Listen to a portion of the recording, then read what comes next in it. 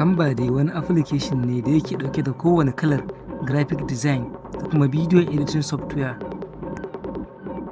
A wannan application ɗin za ku iya gyara kowane kalar posting tun daga kan Facebook, Instagram, YouTube da kuma Twitter.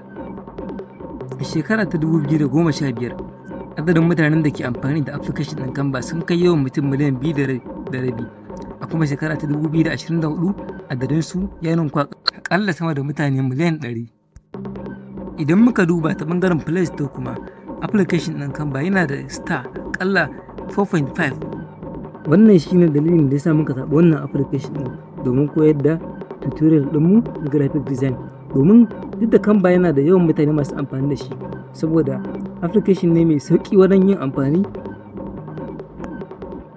Ba ka buƙatar a ce kana da wani ilimi na graphic design kafin ka yi amfani da Canva, domin akwai template masu tarin yawa a cikinsa, inda mutum zai nemi irin wanda ya daidai da ra'ayinsa, ya gyara shi, ya rubuta abin da yake so ya rubuta sannan ya exporting ɗin shi.